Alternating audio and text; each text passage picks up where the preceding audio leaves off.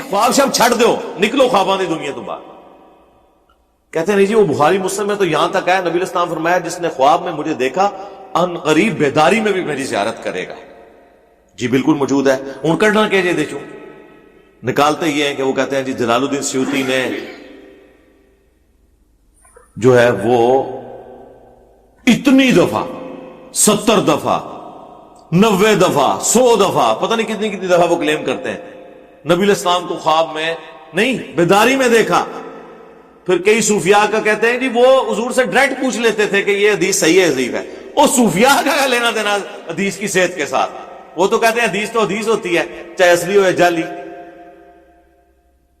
اگر یہی کچھ ہونا تھا تو امام بخاری امام مسلم یہ جو اسماء و رجال پہ کام کر کے پوری اسناد کے ساتھ حدیثیں جمع کرتے رہے، یہ فضول کام ہوتا رہا. ان کو تو خواب میں آ کے نبی علیہ السلام کوئی نہیں کہہ رہے کہ یہ کام چھوڑ دو اور یہ اس کے اوپر کرو. کبھی کبھار کوئی ایک واقعہ ہو سکتا ہے کوئی سپورٹیو، وہ ہم بھی مانتے ہیں نبی علیہ السلام کو آج بھی کچھ خواب میں دیکھ سکتا ہے. وہ چاندے خواب ہیں وہ بیان کر دوں گا آپ کو اگر ٹائم بچا تو. بہرحال یہ اس حدیث کی شرح یہ ہے، یہ اکثر لوگ پوچھتے بھی ہیں کہ بیداری میں زیارت سے مراد کیا ہے. بھئی یہ اسپیسیفکلی یا تو نبی علیہ السلام کے مبارک زمانے کے بارے میں محدثین کہتے ہیں کہ اس زمانے میں جس نے حضور علیہ السلام کو خواب میں دیکھا تو اس کے لیے بشارت تھی کہ اسے شرف صحابیت ملے گا، تو وہ ان قریب حضور تک پہنچ بھی جاتا تھا، ایمان قبول کر لیتا تھا. یا تو یہ معنی ہے، اور یا یہ ان قریب بیداری سے مراد یہ ہے کہ قیامت کے دن وہ مجھے دیکھ لے گا. یعنی جس طرح مجھے خواب میں دیکھا تو قیامت بھی تو دور نہیں ہے، دیکھ لے گا. صحیح مسلم میں حدیث ہے میں اور قیامت اس طرح ساتھ بھیجے گے جیسے یہ 2 انگلیاں. وہ حضور کے بعد تو اب کوئی نبی نہیں آنا نا، قیامت ہی قائم ہونی ہے نا.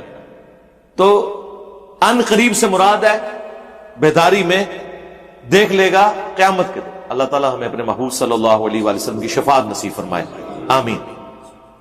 تو وہ دیکھ لے گا. اس کا یہ مطلب کہنا کہ یہ دنیا کے اندر کوئی دیکھ لے گا امپاسبل ہے. کیا کبھی مولا علی نے کلیم کیا ہے کہ میں نے حضور کی وفات کے بعد کبھی نبی علیہ السلام کو بیداری میں دیکھا ہے؟ سیدہ فاطمہ نے، سیدہ عائشہ تو اس حجرے میں رہی ہیں 47 ایئرز تک. ایون جب وہ جنگ جمل کے لیے نکلی اور ہوپ پہ کتے بھونکے جو مسند احمد میں آتا ہے اور مجموع الزوائد کے اندر، اس وقت انہیں شرمندگی ہوئی کہ میں یہ کیا کرنے جا رہی ہوں، اور میں نے کہا میں آگے نہیں جاؤں گی. تو حضور نے فرمایا تھا کہ میری ایک بیوی پہ ہوپ کے کتے بھونکیں گے. جب نبی علیہ السلام کی قبر مبارک والے اس حجرے کے ساتھ اٹیچ کمرے سے نکل کے جا رہی تھی تو حضور نے تو نہیں انہیں روکا. ثقیفہ بنی ساعدہ جو بخاری مسلم میں آیا کہ وہ سیدنا ابوبکر کی خلافت رضی اللہ تعالیٰ عنہ اسٹیبلش ہوتے وقت جو اختلاف ہوا، اس وقت تو کسی صحابی کو آواز نہیں قبر مبارک سے آئی، نہ نبی علیہ السلام کی وہ خواب میں زیارت ہوئی کہ فلاں میرا جو ہے وہ سکسیسر ہے. کو بات کرنے والی کرے. کسی نے یہ والی بیداری والا کوئی کلیم نہیں کیا. یہ لوگ بعد میں آ کے کلیم کرتے ہیں کیونکہ جھوٹ بول رہے ہیں. یہ پاسبل ہی نہیں میرے بھائی. سورہ یاسین میں آیا ہے، سورہ واقعہ میں آیا کہ جو مر گیا نا اب وہ دنیا میں واپس نہیں آ سکتا.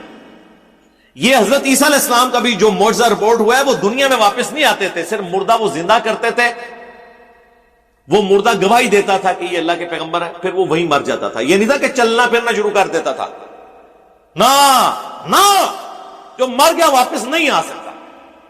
صحیح مسلم کے مقدمے کے اندر جب کچھ تبع تابعین کی موجودگی میں ایک بندہ یہ کلیم کرتا ہے کہ جنگ صفین کے موقع پر عبداللہ ابن مسعود آئے اور انہوں نے ہم سے ایک حدیث بیان کی، تو وہ تابعین کہتے ہیں کہ ابن مسعود قبر سے نکل کے کیسے آ گئے؟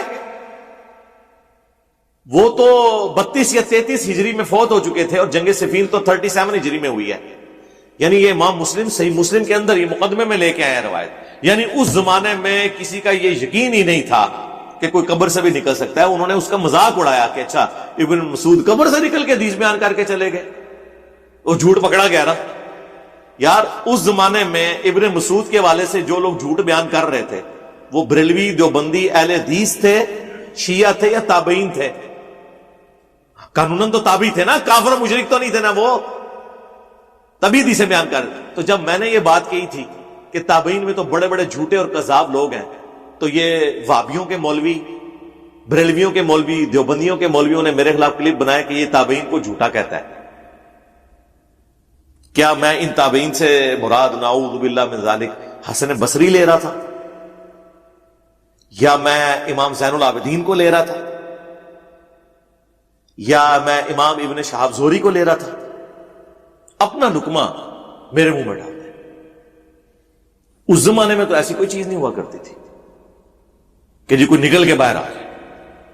اندازہ کریں اللہ کی یاد، لا الہ الا انت سبحانک انی کنت من الظالمین، سورۃ الانبیاء میں آیا، اور اللہ تعالیٰ نے فرمایا سورہ الصفات میں کہ اگر یونس اس دعا کے ساتھ ہمیں یاد نہ کرتا، ہائے ہائے، تو پھر اسی دن مچھلی کے پیٹ سے نکالا جاتا جس دن کے مردے نکالے جائیں گے، یعنی قیامت تک، یعنی وہ مچھلی یونس کی قبر بن جاتی اگر وہ یہ دعا نہ کرتا۔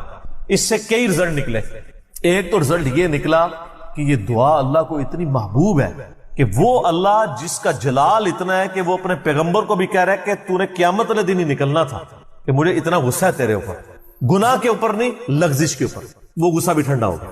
اس لیے میں کہتا ہوں سب سے بیسٹ استغفار جو آئے ہیں ان میں سے ایک لا الہ الا انت سبحانک انی کنت من الظالمین ہے، اور جامعہ ترمذی میں حدیث ہے جو شخص بھی یونس کی دعا کے ساتھ اللہ کی طرف متوجہ ہوا اللہ اسے معروم نہیں لوٹائے گا۔ یہ اسماء اعظم میں سے ہے، اور قرآن میں بھی ہے کذالک ننجی المؤمنین، مومنین کو بھی ہم نجات دیں گے جو یہ یونس کی طرح دعا مانگے گا۔ یہ تو قرآن میں بھی ذکر ہے۔ لا اچھا اس کی دیکھیں ترجمہ کتنا پیارا ہے، لا الہ الا انت، کوئی معبود نہیں سوائے تیرے، سبحانک، اللہ تو غلطیوں سے پاک ہے، انی کنت من الظالمین، میں تو انسان ہوں نا، غلطیاں کروں گا۔ یار اس سے بہتر انداز ہو سکتا ہے کہ یا اللہ تو غلطی اس لیے نہیں کرتا کہ تو پاک ہے، تو پاک تو صرف تو ہے، مخلوق تو اس لیول پہ پاک ہو ہی نہیں سکتی، اس لیے ورنہ تو ہم مخلوق کو بھی سبحان پیغمبروں کے ساتھ بھی لگا رہے ہوتے ہیں۔ انسان جتنا بھی پرفیکٹ ہو پاک نہیں ہو سکتا۔ انبیاء کو اللہ نے گناہوں سے پاک کیا ہے، لغزشیں ان سے بھی ہوئی ہیں، حضرت آدم علیہ السلام سے لغزش ہوئی ہے، نوح علیہ السلام نے کافر بیٹے کے لیے دعا کی ہے، موسیٰ علیہ السلام سے بندہ مر گیا، نبی علیہ السلام کی 4 لغزشیں قرآن میں ذکر ہوئی ہیں، غزوہ احد پہ بددعا نکل گئی تھی زبان سے، تو وہ سورہ آل عمران میں آیا کہ آپ کو کوئی اختیار نہیں، آپ نے بددعا دی ہے، اللہ چاہے تو ان کو ہدایت دے، اور پھر اسی خالد ابن ولید کو ہدایت بھی مل گئی، اور اسی مبارک زبان سے جس سے بددعا ملی تھی سیف اللہ کا لقب بھی مل گیا۔ ٹھیک ہے، یہ سب اللہ کے اختیار ہے۔ پرفیکٹ صرف گاڈ ہے، اس کی کوئی مخلوق بھی پرفیکشن میں اس لیول پہ نہیں جا سکتی۔ مخلوق کی، یہ اللہ کا نقص نہیں ہے بلکہ مخلوق کا نقص ہے کہ جو مخلوق ہوگا نا وہ پرفیکٹ نہیں ہو سکتا۔ جیسے خالق ہمیشہ سے ہے، مخلوق ہمیشہ سے ہو ہی نہیں سکتی۔ وہ کہتے ہیں نا، اکثر لوگ سوال کرتے ہیں کہ اللہ تعالیٰ اپنے ساتھ کا ایک اور خدا پیدا کر سکتا ہے؟ ہم کہتے ہیں یہ محال ہے، اس لیے کہ جو پیدا ہوگا وہ خدا ہوگا ہی نہیں۔ جو پیدا ہو گیا تو خدا کون ہے؟ لم یلد ولم یولد۔ ٹھیک ہو گیا؟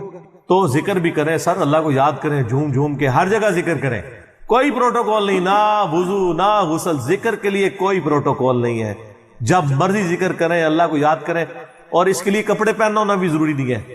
اکثر لوگ یہ سمجھتے ہیں کپڑے پہننا ضروری ہے، نہ، کوئی ضروری نہیں ہے۔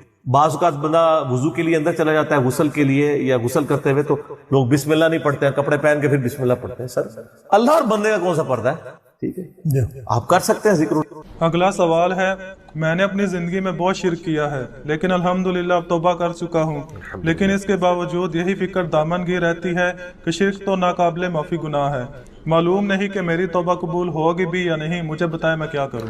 آپ سب سے پہلے تو اس طرح کے خیالات سے توبہ کریں جو آپ کر رہے ہیں، ٹھیک ہے۔ اس کی وجہ یہ ہے کہ سورہ التوبہ کی آیت نمبر 70 میں اللہ تعالیٰ نے فرمایا کہ جو شخص توبہ کر لے سچے دل کے ساتھ، اور اس سے پہلے بڑے بڑے گناہوں کا ذکر ہوا ہے، ان میں سے ایک شرک بھی، بلکہ اب یہ کریٹیکل سوال ہے تو میں یہ آیت پڑھ کے بھی بتا دیتا ہوں۔ پارہ نمبر 19 کے اندر جا کے سورہ الفرقان کی آیت نمبر ہے یہ 70۔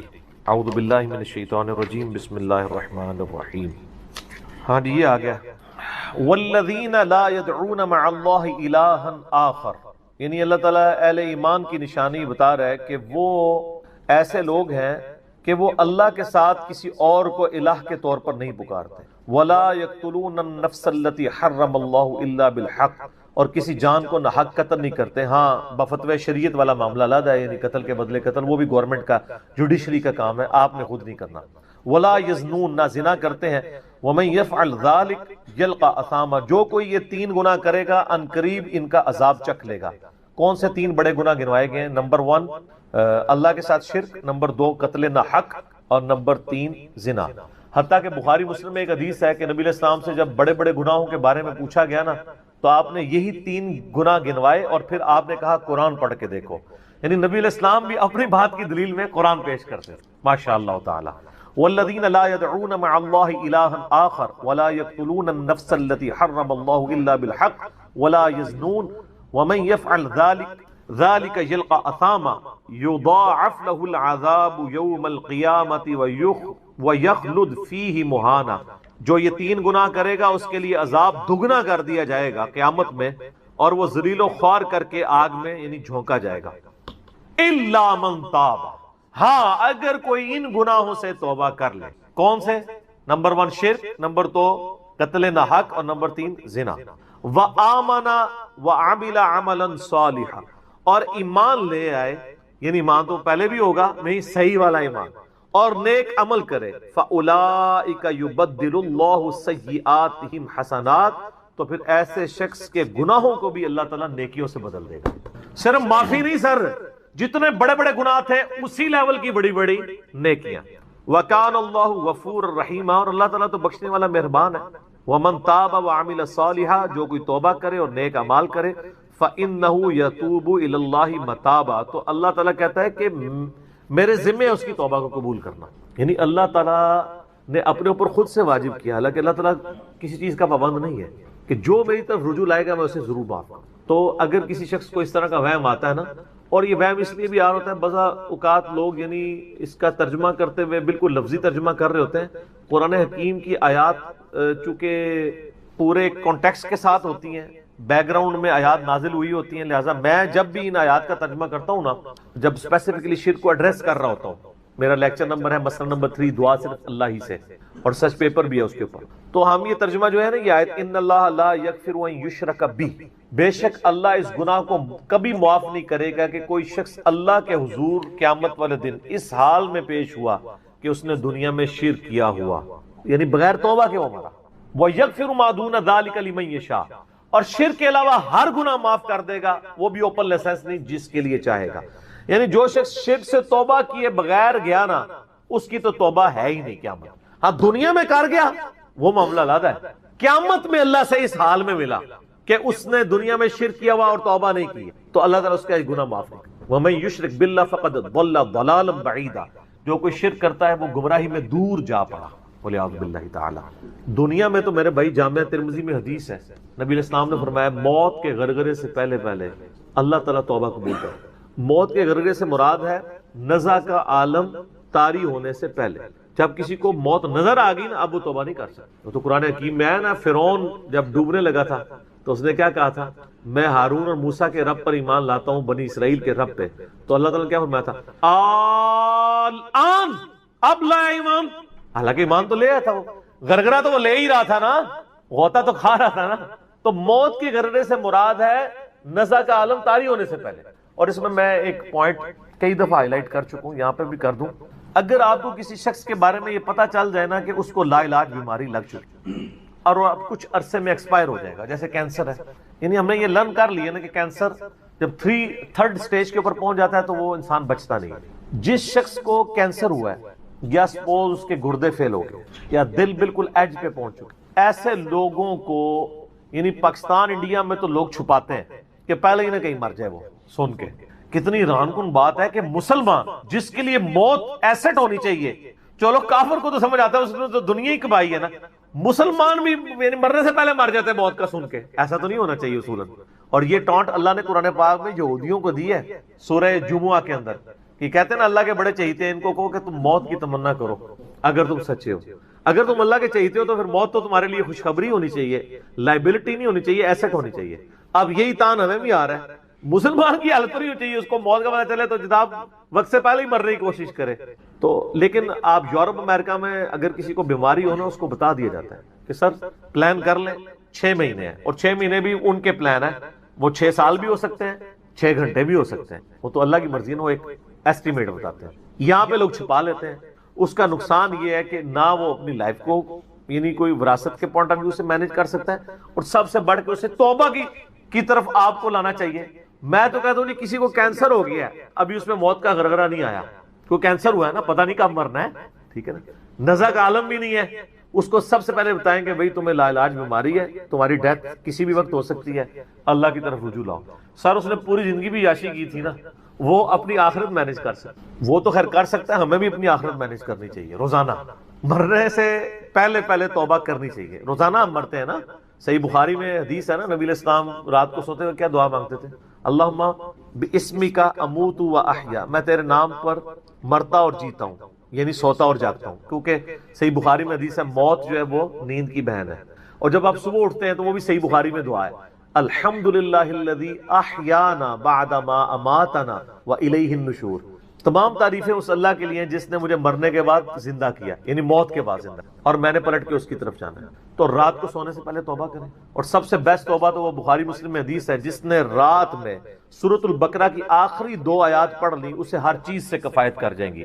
آمن الرسول بما انزل الیہ من ربہ والمؤمنون کل آمن باللہ وملائکتہ وکتبہ ورسلہ لا نفرق بین احد من رسلہ وقالوا سمعنا واطعنا غفرانک ربنا والیک المصیر لا یکلف اللہ نفسا الا وسعها۔ آنورڈ، اس میں تجدید ایمان بھی ہے، اللہ پر ایمان، کتابوں پر، فرشتوں پر، اس کے بعد دعائیں ہیں، ربنا لا تؤاخذنا ان نسینا واخطانا، اس کے اندر توبہ شامل ہے۔ سب سے بیسٹ تجدید ایمان جو ہے سورہ بقرہ کی آخری 2 آیات ہیں، اور یہ ہمارے وظیفے میں ہم نے بلو کارڈ کے اوپر بھی لکھا ہے کہ نبی علیہ السلام نے فرمایا، اور یہ حدیث بخاری مسلم دونوں میں، جو شخص رات کو سونے سے پہلے سورۃ البقرہ کی آخری 2 آیات پڑھ لے، اس میں جو کچھ اللہ سے مانگا ہے وہ اس کو دے دیا جائے گا، یہ بھی الفاظ ہے۔ تو اس میں کیا کچھ مانگا ہوا ہے؟ تو تجدید ایمان۔ پھر صحیح بخاری میں حدیث ہے کہ نبی علیہ السلام فرمایا جو صبح یقین کے ساتھ ایک دفعہ پڑھ لے سید الاستغفار، اور شام سے پہلے اگر مر گیا سیدھا جنت میں جائے گا، اور اگر شام کو پڑھ لیا پورے یقین کے ساتھ، یقین سے مراد ہے کہ باقی توبہ کا اس کا ارادہ ہوا، صبح سے پہلے مر گیا سیدھا جنت۔ اللہم انت ربی لا الہ الا انت خلقتنی وانا عبدک وانا علی عہدک ووعدک ما استطعت اعوذ بک من شر ما صنعت ابوء لک بنعمتک علی وابوء بذنبی فاغفر لی فانہ لا یغفر الذنوب الا انت۔ یہ سید الاستغفار ہے۔ تو یہ وہ ہے توبہ جو روزانہ کرنی چاہیے، نزع سے پہلے یعنی صبح پہ پڑھے، شام کو پڑھے۔ بلکہ مسند البزار میں صحیح سند کے ساتھ ہے کہ نبی صلی اللہ علیہ وآلہ وسلم ہر فرض نماز کے بعد بھی سید الاستغفار پڑھتے تھے، ہر فرض نماز کے بعد۔ ایک تو ہم پڑھتے ہیں نا اللہ اکبر استغفر اللہ استغفر اللہ استغفر اللہ اللہم انت السلام منک السلام تبارک یا ذا الجلال والاکرام، اس کے بعد آپ سید الاستغفار آیت الکرسی بھی پڑھیں، آیت الکرسی کے بارے میں بھی آیا ہے سنن نسائی الکبریٰ کے اندر صحیح سند کے ساتھ، ہم نے گرین کارڈ میں ڈالا ہے کہ جو شخص آیت الکرسی فرض نماز کے فوراً بعد پڑھے گا مرتے ہی جنت میں جائے گا، لیکن نماز پڑھے گا، خالی آیت الکرسی نہیں، نماز کے فوراً بعد، تو نماز بھی اس کو پڑھنی چاہیے۔ تو اس طرح یعنی تجدید ایمان والا یہ معاملہ بھی کرنا چاہیے، اور یہ وہمی نہیں بننا چاہیے کہ اللہ تعالیٰ معاف نہیں کرے گا۔ صحیح بخاری اور مسلم دونوں میں حدیث ہے کہ میں اپنے بندے کے گمان کے قریب ہوں، جو بندہ میرے لیے گمان کرتا ہے میں ویسا ہوں اس کے۔ جو شخص یہ کہتا ہے اللہ مجھے معاف نہیں کرے گا تو اس کو واقعی اللہ معاف نہیں، اور جو کہے گا کہ اللہ تعالیٰ مجھے معاف کر دے گا اسے اللہ معاف کر دے۔ تو انشاءاللہ تعالیٰ یہ کبھی ایسا نہیں کرنا چاہیے اللہ تعالیٰ سے نا امیدی والا معاملہ۔ آپ اپنے رب کے وعدوں پر، نبی صلی اللہ علیہ وسلم کے وعدوں پر یقین رکھیں کہ جس شخص نے سچے دل سے توبہ کی ہے اس کی نہ صرف توبہ قبول ہوگی سورۃ الفرقان آیت نمبر 70 کے تحت، بلکہ اس کے گناہوں کو بھی نیکیوں سے بدل دیا جائے گا۔ تو اللہ تعالیٰ رجوع لانے والوں کو پسند فرماتا ہے، بار بار رجوع لاتے رہنا چاہیے، اللہ تعالیٰ سے اپنے آپ کو آزاد نہیں کرنا چاہیے، نیکی کی ہو یا نہ کی ہو، گناہ کیا ہو یا نہیں کیا، یہ علیحدہ سے بات ہے۔ نبی علیہ السلام سے بڑھ کر کون نیک ہو سکتا ہے؟ صحیح بخاری میں حدیث ہے کہ میں بھی روزانہ 70 سے زیادہ دفعہ اپنے رب کی طرف استغفار لے کے آتا ہوں، استغفر اللہ و اتوب الیہ، نبی علیہ السلام۔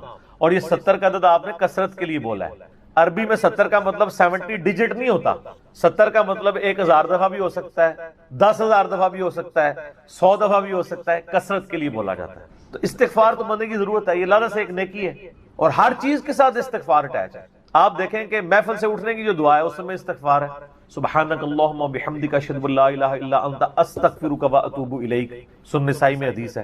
پھر سنن نسائی الکبریٰ میں حدیث ہے کہ نبی علیہ السلام وضو کے بعد بھی یہ دعا پڑھتے تھے، سبحانک اللہم وبحمدک اشہد ان لا الہ الا انت استغفرک واتوب الیک، اور فرمایا یہ پڑھ لو تو یہ اللہ تعالیٰ قیامت کے دن تک کے لیے اس کو سنبھال کے رکھ دے گا، تمہیں اس کے عوض نیکیاں ملیں گی، ٹھیک ہے نا۔ تو رجوع اللہ، استغفار، ہر وقت اللہ کی طرف رجوع لاتے رہنا. اور سب سے بیسٹ یہ ہے کہ نماز کے تشہد کی آخری جو دعائیں والا پورشن ہے نا اس میں استغفار مانگیں، کیونکہ صحیح بخاری میں حدیث ہے جب درود شریف تشہد میں پڑھ چکو اس کے بعد جو چاہو اپنے رب سے مانگو. سجدوں میں بھی مانگیں، صحیح مسلم میں حدیث ہے سجدے میں انسان اپنے رب کے سب سے زیادہ قریب ہوتا ہے. تم خوب رب سے دعائیں مانگا کرو. اور نبی علیہ السلام نے دعا بھی سکھا دی. بخاری اور مسلم دونوں میں ہے کہ نبی علیہ السلام رکوع اور سجدے میں پڑھتے تھے سبحانک اللہم و بحمدک اللہم اغفر لی. یہ ہمارے وہ اذکار میں لکھا نا سبحانک اللہم و بحمدک اللہم اغفر لی، تو اس میں دعا ہی ہے. پھر دو سجدوں کے درمیان میں رب اغفر لی رب اغفر لی ہے. سر استغفار تو ہر جگہ ہی چل رہا ہوتا ہے. تو اللہ کی طرف رجوع لائیں اور اللہ سے امید رکھیں. دنیا میں کسی نے توبہ کر لی تو موجہ ہی موجہ، یہ آخرت کے لیے معاملہ ہے. تو شرک، یار آپ نے کیا شرک کیا ہوگا جو صحابہ کرام نے قبول ایمان سے پہلے کیا؟ سر صحیح مسلم میں حدیث ہے 321 نمبر، میں نے کربلا والے ریسرچ پیپر میں ڈالی، بڑی لمبی حدیث ہے. عمر بن عاص رضی اللہ تعالیٰ عنہ کہتے ہیں کہ جب مجھے یہ اندازہ ہوا کہ اب نبی علیہ السلام یعنی غلبہ پائیں گے، یعنی اللہ نے ان کا سینہ اسلام کے لیے کھول دیا. اسلام قبول کرنے کے لیے نبی صلی اللہ علیہ وآلہ وسلم کی خدمت میں حاضر ہوئے تو خود ہی بتاتے ہیں، اور انہوں نے اپنے نزع کے عالم میں موت کے وقت میں اپنے بیٹے کو، بڑی لمبی بڑی رکت انگیز حدیث ہے، میرا یوٹیوب پہ کلپ بھی ہے، عمر بن عاص کی موت کے وقت اشک بار آنکھوں سے سننے والی. تو خیر اس میں یہ بھی الفاظ ہیں، کہتے جب میں نبی صلی اللہ علیہ وسلم کے پاس ایمان لانے کے لیے گیا نا تو نبی علیہ السلام نے اپنا دایاں ہاتھ آگے بڑھایا بیعت کرنے. تو کہتے ہیں میں نے دایاں ہاتھ بڑھایا لیکن حضور کے ہاتھوں میں ہاتھ دینے سے پہلے ہی کھیں. میں نے کہا یا رسول اللہ پہلے مجھے گارنٹی دیں کہ میں نے جو کچھ اسلام کے خلاف سازشیں کی ہیں پچھلے 19 سال میں، اسلام کے آنے کے بعد 19 سال تک اسلام کے خلاف یہ اور خالد ابن ولید یہ دونوں کٹھے مسلمان ہوئے تھے ایک ہی دن ایک ہی وقت میں. 19 سال پھر اسلام کی حالت میں انہیں 19 سال نہیں ملے ہیں حضرت خالد ابن ولید، کفر میں ملے ہیں، اسلام میں تھوڑا وقت ملا. تو حضرت عمر بن عاص کہتے ہیں میں نے ہاتھ کھینچ لیا. میں نے کہا یا رسول اللہ پہلے گارنٹی دے میرے سارے گناہ معاف ہوں. تو آپ صلی اللہ علیہ وسلم نے فرمایا کہ اے عمر کیا تجھے نہیں پتا کہ اسلام پچھلے کے سارے گناہوں کو معاف کر دیتا ہے، اور اللہ کی راہ میں ہجرت پچھلے کے سارے گناہوں کو معاف کر دیتی ہے، اور حج مبرور پچھلے کے سارے گناہوں کو معاف کر. تو یہ اسلام لے کر آنا کتنی بڑی دولت ہے. تو یہ تجدید ایمان کرنا، کلمہ پڑھ کے یہ اپنا تجدید ایمان والا معاملہ بھی کرتے رہنا چاہیے. یہ بھی ایک توبہ کا ذریعہ ہے. اللہ سے امید رکھیں. اللہ کو اصل میں باغی پسند نہیں ہے، جو گناہ کر کے توبہ کر لیتے ہیں نا وہ اللہ کو بڑے پسند ہیں. اتنے پسند ہیں کہ ایک بڑی عجیب و غریب روایت ہے صحیح بخاری اور مسلم میں. صحیح مسلم میں ذرا زیادہ ڈیٹیل ہے کہ نبی علیہ السلام فرماتے ہیں اگر تم گناہ کرنا چھوڑ دو گے تو اللہ تعالیٰ تمہیں ختم کر دے گا، اور ایسی مخلوق لے کے آئے گا کہ جو گناہ کرتی ہو اور اللہ ان کو معاف کر کے خوشی محسوس کرے. اچھا اس کو بعض لوگوں نے دوسری طرف لے لیا، ان کا جی اللہ تعالیٰ گناہوں سے بڑا خوش ہوتا ہے. نہیں نا، اصل میں یہ بتانا چاہ رہے تھے نبی صلی اللہ علیہ وآلہ وسلم کہ انسان کے اندر بلٹ ان فالٹ رکھا گیا ہے کہ وہ غلطی کرے گا. اصل مسئلہ یہ ہے کہ وہ آدمی بنے. آدم نے اپنی غلطی کو جسٹیفائی کیا نہیں. جب غلطی کی تو کیا کہا ربنا ظلمنا انفسنا وان لم تغفر لنا وترحمنا لنکونن من الخاسرین. معاف کر دیا اللہ نے. شیطان نے اپنی غلطی کی جسٹیفیکیشن دینا شروع کر دیا. میں ایسے بہتر ہوں، تو نے اس کو مٹی سے بنایا، مجھے آگ سے بنایا ہے، میں اس کو کیسے سجدہ کروں. جو اپنی غلطی کی جسٹیفیکیشن دے وہ شیطان ہوتا ہے، اور جو اپنی غلطی کی جسٹیفیکیشن دیے بغیر سیدھی معافی مانگ لے وہ آدمی ہوتا ہے. ہم کہتے ہیں نا آدمی، آدم کے ساتھ اس کی مضبوط ہو جاتی ہے. تو رجوع اللہ. تو وہ نبی علیہ السلام یہ بتانا چاہ رہے تھے کہ ایسی مخلوق جو گناہ نہ کرے وہ تو آلریڈی اللہ کے پاس موجود ہے. فرشتے، اللہ نے انسان اور جن کو ایسی مخلوق بنایا ہے جو اپنی ول سے اپنے رب کو چوائس کرے. فَأَلْهَمَهَا فُجُورَهَا وَتَقْوَاهَا، ان میں یعنی برائی کا مادہ بھی رکھ دیا، اچھائی کا بھی. وہ خود اپنی عقل ایز اے انسٹرومنٹ یوز کر کے یہ اللہ تعالیٰ کو خود سے وہ چوز کرے. ایسی مخلوق اللہ کو چاہیے تھی. سر یہی وہ چیز ہے جیسے انسان فرشتوں سے افضل ہو جاتا ہے. اور میں اکثر کہا کرتا ہوں کہ یہ وہ دولت ہے جو جبرائیل کے پاس بھی نہیں ہے. سر جبرائیل مجھ سے اگر میرا ایمان ایکسچینج کرنا چاہے نا میں نہیں کرتا. جبرائیل نے خدا کو مانا ہے خدا کی مرضی سے، اور میں نے خدا کو مانا ہے اپنی مرضی. اس کا کوئی ایکویلنٹ نہیں. اسی لیے انسان اشرف المخلوق ہے. اسی لیے انسان کو اللہ نے اتنا درجہ ہے فرشتے سے بہتر انسان بننا، مگر اس میں لگتی ہے محنت. انسان بنے، آدمی بنے. یہ نہ ہو کہ اولئک کالانعام بل هم اضل، جو سورۃ الاعراف میں ہے کہ وَلَقَدْ ذَرَأْنَا لِجَهَنَّمَ كَثِيرًا مِنَ الْجِنِّ وَالْإِنسِ، جنوں اور انسانوں کی اکثریت دوزخ کے لیے ہی پیدا ہوئے ہیں. یہ اللہ نے ایکسپرٹ اوپینین دیا، یہ نہیں ہے کہ میں نے دوزخ کے لیے ان کو بنایا. ساتھ یہ ہے کہ ہم نے ان کو کام دیے تھے، یہ سنتے نہیں، سننے کا سا نہیں سنتے. آنکھیں دی تھی دیکھتے نہیں، دیکھنے کا سا دیکھتے نہیں، یعنی عبرت والا. اور عقل دی تھی، دل دیے تھے. آپ عقل کر لیں ترجمہ، دل کر لیں. وہ سوچتے نہیں ہیں. اولئک کالانعام بل ہم اضل، یہ تو چوپایوں کے مانند ہے بلکہ ان سے بھی بدتر ہیں، جو آنکھ، کان اور عقل کو یوز کر حق بات تک نہیں پہنچتے. ولا تقف ما لیس لک بہ علم. 10 کمانڈمنٹس میں سے 9 کمانڈ کیا ہے؟ سورہ بنی اسرائیل آیت نمبر 36. انسان کسی چیز کی پیروی اس وقت تک مت کرنا جب تک تجھے اس کے بارے میں ڈیفینیٹ علم حاصل نہ ہو جائے. ان السمع والبصر والفؤاد کل اولئک کان عنہ مسئولا. بے شک کان، آنکھیں اور عقل ان کے بارے میں پوچھا جائے گا. تم نے ان کو یوز کر کے حق بات تک پہنچنے کی کوشش کیوں نہیں کی ہے؟ اچھا ہم کوشش ماشاءاللہ کر رہے ہیں لیکن دنیا میں حق بات تک پہنچنے. میں آپ سے ایک چھوٹا سا سوال کرتا ہوں. آپ موٹر بائک پہ جا رہے ہو، دن کے وقت آپ نے ہیڈ لائٹ کھولی ہوئی ہو، سامنے سے آپ کو کوئی یوں اشارہ کرے تو آپ اسے گالی سمجھیں گے؟ فوراً ہیڈ لائٹ آف کریں گے. لیکن معذرت کے ساتھ آپ کوئی دینی غلطی کر رہے ہو اور آپ کو کوئی ہائی لائٹ کرے تو آپ اس دینی غلطی کے ہائی لائٹ ہونے کو اسی اشاری کی طرح سمجھیں گے یا آگے سے اس کو پڑھ دیں گے؟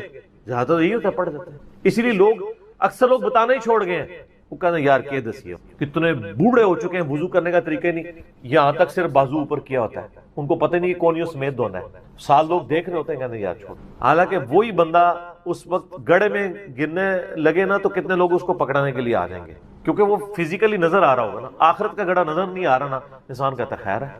یہی ہمدردی ہماری آخرت کے پوائنٹ آف ویو سے بھی ہونی، اور یہی حوصلہ ہمیں سننے کے اعتبار سے بھی ہونا چاہیے. میں اکثر کہتا ہوں کہ دنیا میں اگر آپ کو گالی دے کے بھی آپ کے دنیا کے نفع کی کوئی بات کرے نا، فلانا ٹنگیا تو اتنے بیٹھے ہیں، ادھر تو اناؤنسمنٹ ہوئی ہے کہ جناب جو اپنا شناختی کارڈ لے کے آ جائے تو اس کو راشن فری مل رہا ہے، تو آپ کو اس دوست کی گالی یاد آئے گی کہ یار بڑی مہربانی، بعد میں بھی آ کے بھی شکریہ ادا کریں گے. لیکن وہی دوست آپ کو پیار محبت سے بات سمجھائے کہ یار یہ تم غلط کر رہے ہو، آپ اس کو کتے کی طرح پڑ جاتے ہیں. اور کوئی نہیں تو کہتے ہیں اس کو تمیز ہی نہیں بات کرنے کی. دنیاوی طور پہ وہ گالی نکال کے بھی دنیاوی فائدے کی بات کرے تو آپ تمیز کو نہیں دیکھتے، اور آپ کے آخرت کے فائدے کی بات وہ لجاجت سے بھی کرے تو آپ کہتے ہیں تمیز سے نہیں بات کر رہا. اصل میں آپ نے خود کبوتر کی طرح آنکھیں بند کی ہوئی ہیں. بلی کو غائب کرنا چاہتے ہیں لیکن بلی غائب نہیں ہوگی، تھوڑی دیر بعد آپ کی گردن مروڑ لے، بولے اعوذ باللہ تعالیٰ. یعنی یہ ایک انسان کے اوپر ایک موت کی تلوار تو لٹک رہی ہے. ٹھیک ہو گئے تو ان کو کہ بے فکر رہیں، توبہ قبول ہے انشاءاللہ تعالی. اگلا سوال، کیا فرض نماز کے بعد 3 بار استغفر اللہ کے بعد ایک دفعہ سید الاستغفار بھی پڑھ سکتے ہیں؟ یہ بدعت تو شمار نہیں ہوگا؟ نہیں، کوئی بدعت نہیں ہوگا. صحیح مسلم میں حدیث ہے کہ نبی علیہ السلام فرض نماز کے بعد 3 دفعہ استغفر اللہ پڑھتے تھے اور پھر ایک دفعہ پڑھتے تھے اللہم انت السلام و منک السلام تبارکت یا ذا الجلال والاکرام. اور بخاری اور مسلم دونوں میں ہے کہ فرض نماز کا مکمل ہونا نبی علیہ السلام کی ہم تکبیر کی آواز سے پہچانتے تھے، یعنی بلند آواز سے آپ اللہ اکبر کہتے تھے. پہلے ایک دفعہ اللہ اکبر بلند آواز سے کہنا ہے، پھر 3 دفعہ آہستہ آواز میں استغفر اللہ. یہ ہمارے اہل حدیث بھائی جو ہیں اس سنت پہ عمل کر رہے ہیں لیکن وہ استغفر اللہ بھی اونچا بولتے ہیں. استغفر اللہ اونچا بولنا خلاف سنت ہے، صرف اللہ اکبر بلند آواز سے. اور دوسری طرف علماء عرب ہیں، انہوں نے اپنے اذکار کارڈ میں سے اللہ اکبر نکال ہی دیا ہوا ہے، وہ صرف استغفر اللہ پڑھتے ہیں. اور جب ان سے پوچھیں کہ یار اللہ اکبر نہیں پڑھتے، وہ کہتے ہیں نہیں، یہ جو بخاری مسلم میں ہے نا کہ نبی علیہ السلام بلند آواز سے تکبیر پڑھتے تھے تو تکبیر سے مراد استغفر اللہ ہے. دیکھیں آپ بندہ کو ضد میں، استغفر اللہ کس عربی ڈکشنری میں تکبیر ہے؟ اگر آپ نہیں مانتے تو ہم آپ کو علم الکلام اور فقہ والا جواب دیتے ہیں. بخاری مسلم میں حدیث ہے، حضرت ابو ہریرہ کہتے ہیں کہ نبی علیہ السلام جب نماز شروع کرتے تو تکبیر کہتے، جب رکوع میں جاتے تو تکبیر کہتے، جب رکوع سے سر اٹھاتے تو سمیع اللہ لمن حمیدہ ربنا ولک الحمد کہتے، جب سجدے میں جاتے تو تکبیر کہتے، جب سجدے سے سر اٹھاتے تو تکبیر کہتے. تو کیا وہ استغفر اللہ کہتے تھے؟ کہتے نہیں، وہ اللہ اکبر ہی ہوتا تھا. تو بخاری مسلم میں جو ہے کہ نماز کا ختم ہونا میں تکبیر کی آواز سے پہچانتا تھا، تو وہ بھی پھر استغفر اللہ نہیں، تکبیر ہی ہے. یہ میں نے فقی علماء عرب کو بھی دی تھی اور وہ بڑے ضد میں ہیں. وہ کسی کارڈ کے اوپر ان سے جو عربی کارڈ بھی چھپ کے آتے ہیں نا، آپ لوگ اگر دیکھیں نا وہ اللہ اکبر نہیں لکھا ہوتا. یہ تو شکر ہے دارالاسلام والوں نے، چونکہ انٹرنیشنلی سب سے بڑا ادارہ ہے اہل حدیث کا، انہوں نے جو اذکار والے چھاپے اس میں اللہ اکبر چھاپا ہے تو یہ عام ہوا ہے. ورنہ پاکستان کے اہل حدیث بھی اس کے اندر مبتلا ہو گئے تھے. اب ایون یہاں جو عرب ملکوں سے اہل حدیث آتے ہیں نا، وہ اللہ اکبر نہیں اونچا کہتے ہیں، وہاں پہ ٹرینڈ نہیں ہے، وہ سنت ہی کھا گئے ہوئے. دیکھو ایک سوال میں کتنے جواب دیتے ہیں. تو استغفر اللہ کے بعد آپ سید الاستغفار پڑھ سکتے ہیں. بخاری میں حدیث ہے جو بندہ سید الاستغفار صبح کے وقت ایک دفعہ پڑھ لے پورے یقین کے ساتھ، یہ انٹرنیشنل نمبر کے مطابق ہے 6306. ٹھیک ہے، ابھی تو میں جوان ہوں. اللہم انت ربی لا الہ الا انت خلقتنی وانا عبدک وانا علی عہدک ووعدک ما استطعت اعوذ بک من شر ما صنعت ابوء لک بنعمتک علی وابوء بذنبی فاغفر لی فانہ لا یغفر الذنوب الا انت. جو صبح کے وقت پورے یقین سے پڑھ لیں شام سے پہلے مر گیا تو جنتی، اور جو شام کو پڑھ لے صبح سے پہلے پڑھ گیا تو جنتی. یہ صبح شام کے اذکار بلو کارڈ میں ہمارا یہ ذکر موجود ہے. آپ یہ سید الاستغفار فرض نماز کے بعد پڑھ سکتے ہیں، بلکہ سنت بھی ہے. گرین کارڈ میں ہم نے نہیں ڈالا ہوا، جگہ نہیں تھی. مسند البزار میں صحیح سند کے ساتھ یہ حدیث موجود ہے کہ نبی علیہ السلام فرض نماز کے بعد بھی ایک دفعہ سید الاستغفار پڑھتے تھے. تو نہ صرف یہ جائز ہے بلکہ سنت ہے. اور میں الحمدللہ فرض نماز کے بعد جو آیت الکرسی کا وظیفہ ہے، باقی اذکار ہیں، تو میں سید الاستغفار ہر فرض نماز کے بعد پڑھتا ہوں، کیونکہ نبی علیہ السلام کی سنت تھی سید الاستغفار بھی، اور 3 دفعہ استغفر اللہ لادا سے، اور اللہم انت السلام منک السلام، اور باقی اذکار. اور یہ تو میں صرف سمجھانے کے لیے کہہ رہا ہوں، یہ تو آپ گن بھی نہیں سکتے. قرآن پاک میں اللہ تعالیٰ نے فرمایا نا کہ اللہ کی نعمتیں اتنی زیادہ ہیں کہ تم انہیں شمار کرنا چاہو تو شمار بھی نہیں کر سکتے. تو وہاں سے اللہ تمہیں رزق دے گا، تمہیں گمان بھی نہیں. اب رزق کے لیے ضروری نہیں ہے کہ آپ کے پاس مال و دولت اور آپ کے ایسٹس بڑھ جائیں. یہ بھی اللہ تعالیٰ کا بہت بڑا رزق ہے کہ آپ کے پاس جو تھوڑے بہت ایسٹس ہیں وہ سلامت ہیں. کسی ایک میڈیکل کیس کسی گھر کے اندر 1 کروڑ پڑتی بندے کو بھی لا کے زیرو پہ کھڑا کر سکتے. آپ کی زندگی میں کئی ایسے کیسز ہوئے ہوں گے، جدادیں تک بک جاتی ہیں. اور مجھے واصف علی واصف صاحب کی بات یاد آ گئی. وہ کہتے ہیں میں وہ مسجد میں بیٹھا ہوا تھا تو ایک بندے کو میں نے دیکھا کہ وہ دعا مانگ رہا ہے کہ یا اللہ 25 سال پہلے جو میں نے دعا تو سے کی تھی وہ واپس لے لے، بس یہ دعا کر رہا ہے. کہتے ہیں وہ فارغ ہوا تو میں نے اس سے پوچھا کیا ہوا؟ اس نے کہا جی 25 سال پہلے میں نے اللہ سے رو رو کے ایک بیٹا مانگا تھا، میری بیٹی ہی تھی صرف، اور وہ بیٹا میرے گاٹے فٹ ہو گیا، یعنی وہ نشے میں مبتلا ہو گیا، سارا گھر کا مال اس نے بیچ دیا، مجھے کنگال کر دیا. تو میں اللہ سے کہہ رہا ہوں یا اللہ یہ اولاد واپس ہی لے لے. تو یہ بھی تو ہو سکتا ہے. سورہ توبہ میں آتا ہے، اللہ تعالیٰ آتا ہے اپنے جو فاسق و فاجر لوگوں کے بارے میں کہ اللہ تعالیٰ چاہتا ہے کہ ان کی اولاد کو ہی ان کے لیے عذاب بنا، اولاد بھی عذاب بن سکتی. اسی لیے میں دعا کیا سکھائی گئی ہے، ربنا ھب لنا من ازواجنا وذریاتنا قرۃ اعین واجعلنا للمتقین اماما. اے اللہ ہماری بیویوں اور ہماری اولاد میں آنکھوں کی ٹھنڈک بنا اور ہمیں پرہیزگاروں کا امام بنا، ہماری آنے والی نسلیں پرہیزگار ہوں، ورنہ یہ تو مصیبت بھی گلے پڑ سکتی. تو ایک میڈیکل کیس آپ کو کہاں سے کہاں لے کے جا سکتے، ایک بچے کا نافرمان ہونا آپ کو کہاں سے کہاں لے کے جا سکتے. اور اس سے بڑی ناکامی تو آخرت کی ناکامی ہے. ایسا بچہ بھی ہو سکتا ہے کہ جو آپ کی دنیا تو برباد نہ کرے لیکن آخرت برباد کر دے، اس کی وجہ سے آپ گناہوں میں مبتلا ہو جائے. تو یہ بھی رزق کی ایک فارم ہے. رزق صرف یہ نہیں ہے کہ آپ کے لیے مال پانی کھل جائے، بلکہ مال سبسسٹنس لیول پہ بھی موجود ہے، لیکن آپ کو کوئی ایسی تکلیف نہیں آ رہی کہ جس کی وجہ سے آپ کا مال نہیں نکل رہا. ورنہ ایک بندہ 10 لاکھ روپے مہینے کا کماتا ہے اور 9 لاکھ روپے اس کا نکل جاتا ہے، کیا فرق پڑا اس کو؟ اس نے کون سا ایسٹ بنا لیا. اور جو اذیت گزار رہا ہے وہ اللہ سے، اس کو تو کوئی سوچ بھی نہیں سکتا، جو ذہنی ٹینشن ہے. صحیح بخاری مسلم میں حدیث ہے، نبی علیہ السلام فرمایا ہمیشہ اپنے سے نچلے لوگوں کو دیکھو تو تمہیں یوں اللہ تعالیٰ کی نعمتوں پر صبر نصیب ہوگا اور قناعت نصیب ہوگی. اوپر نہ دیکھو. اور پھر بخاری مسلم میں یہ حدیث ہے کہ ابن آدم کے پاس اگر سونے کی 2 وادیاں ہوں تو وہ خواہش کرے گا تیسری وادی بھی مجھے مل جائے، اس کا پیٹ صرف قبر کی مٹی بھرے. والعیاذ باللہ تعالی. بخاری مسلم دونوں میں حدیث ہے کہ انسان کہتا ہے میرا مال میرا مال میرا مال. نبی علیہ السلام فرمایا تیرا مال تو وہ ہے جو تو نے کھا پی لیا یا پہن کر بوسیدہ کر دیا یا اللہ کی راہ میں خرچ کر کے آخرت کے لیے محفوظ کر لیا. باقی جتنا مال ہے وہ تو تیرے ورثہ کا مال ہے، تو کہتا ہے میرا مال ہے. پھر بخاری مسلم دونوں میں حدیث ہے کہ نبی علیہ السلام نے فرمایا کہ انسان کے 3 دوست ہیں، ایک دوست ہی اس کی قبر تک ساتھ جاتا ہے، وہ اس کے اعمال ہیں. باقی جو 2 دوست ہیں وہ باہر ہی رہ جاتے ہیں، اس کے رشتہ دار اور مال. اب مال ساتھ جاتے ہیں، مال بھی آپ ساتھ لے کے جا سکتے ہیں، لیکن وہ مال جو آپ نے پہلے ہی اپنی زندگی میں اپنی مرضی سے اللہ کی راہ میں خرچ کر دیا، وہ اللہ کے ڈیوائن بینک میں جمع ہے. وہ قرآن پاک میں سورۃ البقرہ میں آیا 700 گنا تک کہ اللہ تعالیٰ کر کے لوٹائے گا، بلکہ یہاں تک فرمایا کہ یہ اللہ تعالیٰ کو تم قرض دے رہے ہو اور اللہ تعالیٰ اس قرض کو لوٹائے گا. دیکھیں کتنا قدردان ہے کہ دیتا اللہ ہے، اور جب اسی کے دیے ہوئے میں سے آپ اسی کی راہ میں خرچ کرتے ہیں تو وہ کہتا ہے کہ یہ تم نے مجھے قرض دی. اللہ کہتا ہے میں تمہارا مقروض ہوں، تمہیں لوٹاؤں گا. یہ ہے اللہ تعالیٰ کی قدردان. جامعہ ترمذی میں حدیث ہے، مسند امام احمد میں موجود ہے کہ نبی علیہ السلام فرمایا کہ جب بھی کوئی شخص دعا کرتا ہے وہ خالی نہیں جاتی. یا تو اس دعا کے عوض جو تم نے مانگا وہ اللہ تمہیں عطا کر دیتا ہے، یا اس سے بہتر یعنی اس کی برکت سے اللہ تعالیٰ بہتر نعم البدل دیتا ہے، تمہاری کوئی تکلیف ٹال دیتا ہے، یا پھر اس دعا کو سنبھال کے رکھتا ہے قیامت کے دن کے لیے اور اس دعا کے ایکویلنٹ تمہیں اجر عطا فرما. تو دعا تو بہت ضروری ہے، اللہ کی طرف رجوع لانا ہے. ٹاپک اور طرف چلا جائے گا، فی الوقت اس کی طرف آپ کنسنٹریٹ کریں کہ اللہ تعالیٰ ہمارا ہے کہ تمہیں وہاں سے رزق ملے گا، تمہیں گمان بھی نہیں ہوگا. وَمَن يَتَوَكَّلْ عَلَى اللَّهِ اور جو کوئی اللہ پر توکل کرے فہو حسبہ، تو اللہ اس کے لیے کافی ہے. ان اللہ بالغ امری، اللہ تعالیٰ تو اپنا کام پورا کر کے رہتا ہے.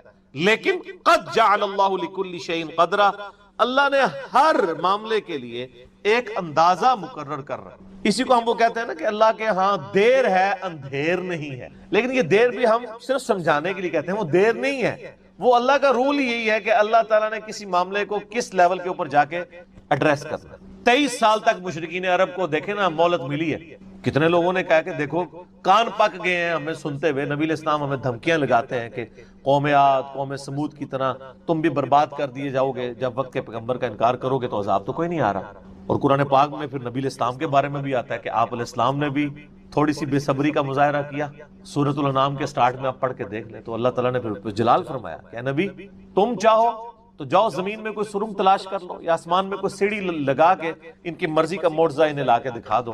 ہم اپنے فیصلوں میں یعنی کسی کے پابند نہیں ہیں. پھر سورہ آل عمران میں آتا ہے جب غزوہ احد کے موقع پہ نبی علیہ السلام کی زبان سے بددعا نکل گئی خالد ابن ولید کے لیے کہ اللہ تعالیٰ ایسی قوم کو کیسے ہدایت دے گا جنہوں نے اپنے نبی کا چہرہ خون سے رنگ دیا.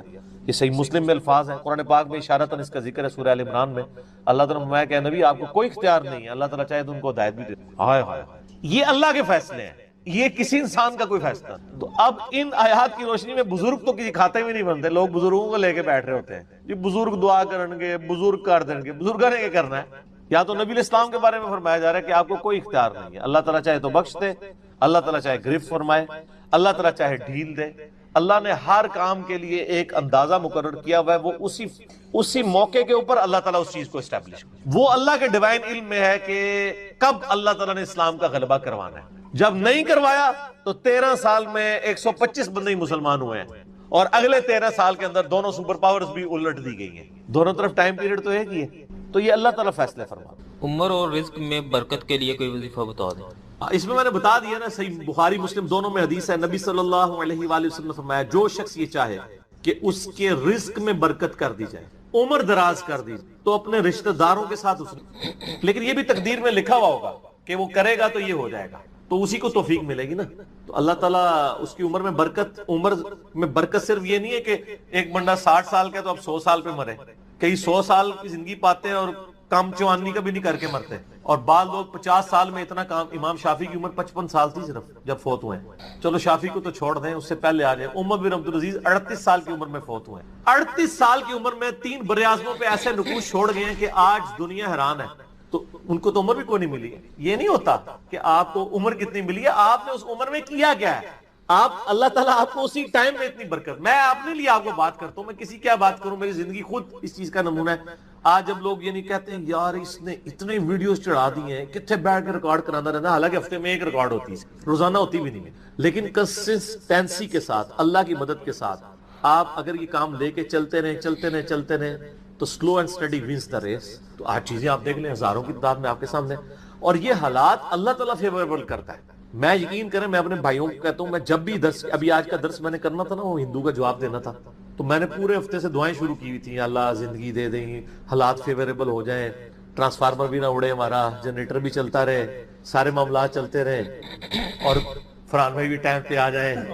ٹھیک ہو گیا جی، کالر مائک بھی چل جائے، کیمرے کی بھی بیٹری چارج ہو، ساری چیزیں. یہ میں جو چیزیں میرے اختیاروں میں کر کے، یا اللہ تو نے کرمانی ریکارڈنگ، میں تو کچھ بھی نہیں. اپنے پورے ریسورسز مینج کر کے بھی اللہ پہ نظر ہوتی ہے. حالانکہ میرے دوستوں کو پتا ہے میں کتنا وہمی ہوں. میرے آفس میں بھی نا جب سب سے مشکل کوئی ٹاسک میرے والے کیا جاتا ہے اور وہ ہمارے باس کہتے ہیں یار اس کو دے کے تم بھول جاؤ، پھر وہ کام کر کے آپ کو بتائے گا. تو کیوں میں وہمی ہوں، جس کام میں ہاتھ ڈالتا ہوں نا، میں دنیاوی اعتبار سے ہر چیز اس کے حوالے سے مینج کرتا ہوں، لیکن ساتھ مسبب الاسباب پہ نظر ہوتی ہے کہ یا اللہ یہ جو کچھ میں کر رہا ہوں نا، یہ تو میں اسباب کر رہا ہوں نا. میرے ساتھ کوئی بھی پرابلم ہو سکتی، کسی کے ساتھ کوئی این ٹائم، یعنی اس کے اوپر فیملی کے اوپر کوئی ایسا ایشو آ سکتا ہے کہ درس کینسل کرنا پڑ جائے. ہو سکتا ہے نا. جس طرح ایک بار یعنی اچانک جو ہے وہ یعنی ہمارا درس کینسل ہو گیا تھا، عثمان بھائی کی والدہ فوت ہو گئی تھی، ہمیں اپنا درس کینسل کرنا پڑا، ایگزیکٹ اسی دن ہی ہو گیا اس طرح. تو وہ حالانکہ ہمارا درس پورا تیار، مسئلہ 41 اس دن ریکارڈ ہونا تھا. کئی سال پہلے کی بات، کس سال کی بات ہے؟ 5 سال پہلے کی بات ہے. تو اپنا ہر چیز مینج کی تھی، لیکن اینڈ ٹائم پہ کوئی مسئلہ کھڑا ہو گیا. میرے اپنے بھی کئی کلوز ریلیٹیو فوت ہوئے ہیں، لیکن اللہ کا شکر ہے اتوار مطلب وہ درس سے 1-2 دن آگے پیچھے ہی ہوئے ہیں. تو اللہ تعالیٰ نے یعنی معاملات کو سیٹل کر دیا. یہ ساری چیزیں سر فیوریبل ہونا، پھر تو یہ وہ سوال کی طرف ہوں کہ رشتہ داروں سے اس نے سلوک کریں، اللہ تعالیٰ رزق میں اضافہ کرے گا، عمر میں اضافہ کر دے گا، یعنی برکت ڈال دے گا، تھوڑی چیز بھی کفایت کر دے گی۔ ابو داؤد میں ایک حدیث ہے، ایک صحابی کہتے ہیں میری ماں فوت ہوگی، فرمایا اپنی خالہ کے ساتھ اس نے ٹھیک ہو گیا، تو یہ رزق کے بڑھنے کا ذریعہ۔ باقی